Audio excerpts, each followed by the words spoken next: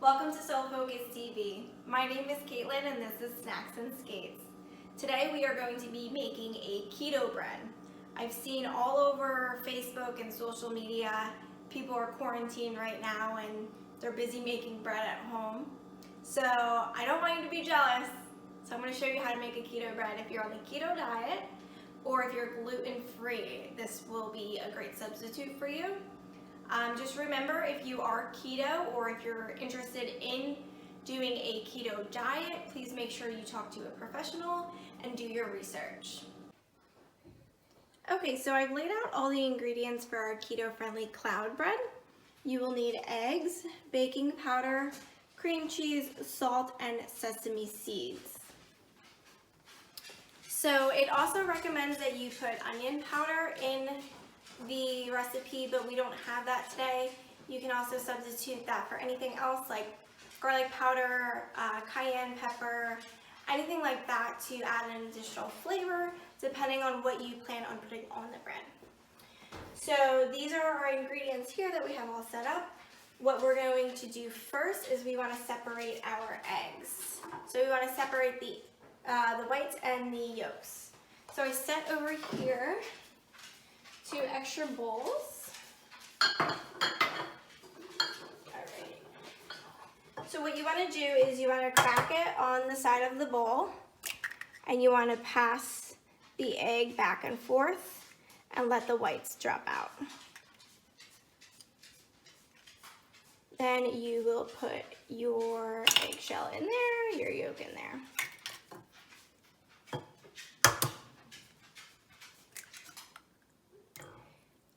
So when that happens, see how small my one side is?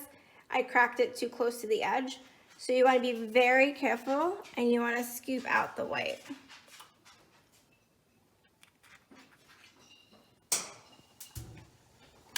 When something like that happens with something so particular with like whipping egg whites like this, you really want to be sure that you're not getting any of that yolk in there because you won't be able to get your stiff peaks that you need. So if the yolk were to break in that sense, I would have had to start over. All right, let's get this out of the way. We're going to dump the egg whites in here.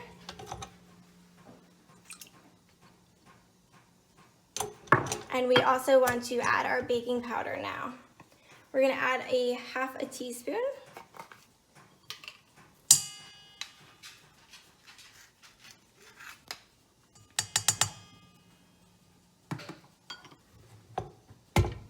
Lock it in, and then we are going to put it on a medium to medium high. But at first, I want to start it off a little bit low so that it's not flying all over the place, because if you start it too high, it really like comes up. So you want to get a little bit of texture in there before you raise it to that high of a speed. So slowly inch up to medium to high heat. With a stand mixer like this, you'll only need it to be in here for about like 2 minutes. If you had a if you were just whisking it yourself, it might need to be a little bit closer to like 5 minutes. And then you also have the hand mixers, which are great too. So once this is forming peaks, I will tune back in and I'll show you exactly what that will look like. Okay, so this is what it should look like when you are creating peaks. You want it to kind of be able to stand up on its own. So anything like this that you're making would be similar to almost like a meringue. So you want to make sure that's all set before continuing on. Now what we are going to add in is the cream cheese. So I have already heated up some cream cheese to smooth it out. You can put it in the microwave for 10 seconds, mix it another 10 seconds until it's ready and smooth. So I'm going to add this in. You also want to make sure that you are cooling it down enough before adding it into the eggs, because that will respond better that way.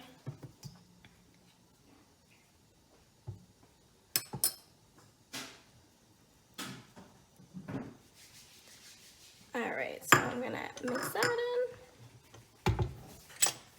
And I'm also going to add in the salt at this point, and this is when you would add in any other seasonings that you would want.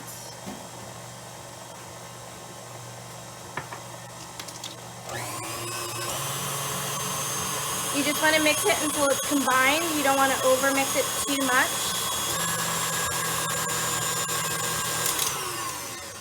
All right, I'm going to take that out. And I'm going to fold in the egg whites at this point. Sorry, the egg yolks. We already did the whites. I'll move this aside.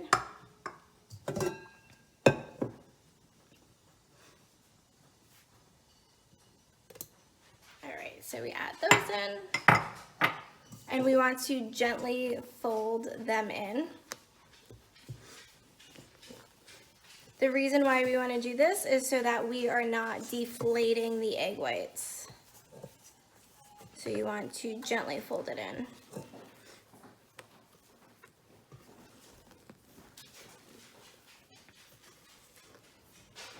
You're going to fold this in until all of the yellow streaks are gone. And then we will be able to add it onto our parchment paper. So I have already been able to start the oven. We want to put the oven on 300 degrees, and you want to make sure that the cooling rack is all set up. You have your parchment paper set up as well on your baking pan, and the rack in the middle of the oven would be best. So before I preheated it, I moved the rack into the middle, and then I turn it on for the 300 degrees. All right. So at this point, with that all mixed up, there are no yellow streaks. Everything is mixed together. So I'm going to divide it with 4 different loaves. I'm going to scrape out all of this.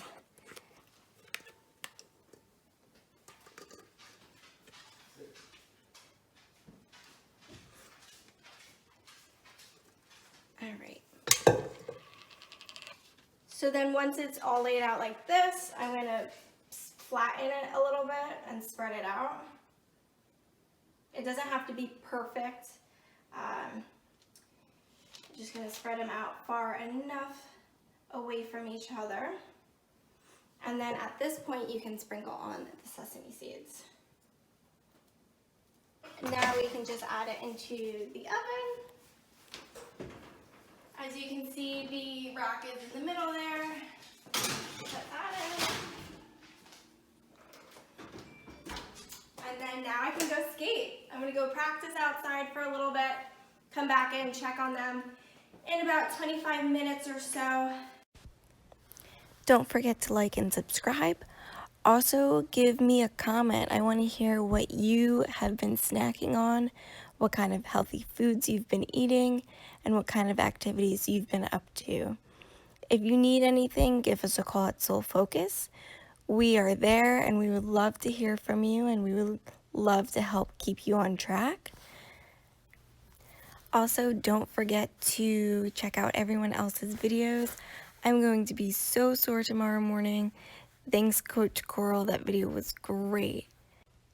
All right, let me get back to the kitchen. All right, so it's been just over 25 minutes. I checked on the bread and it is all set. So I'm going to take that out of the oven. So grab your oven mitt.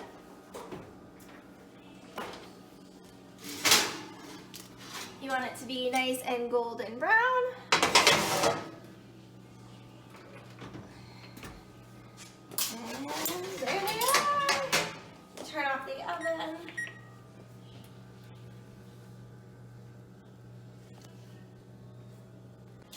So I'm going to move this over to the cooling rack.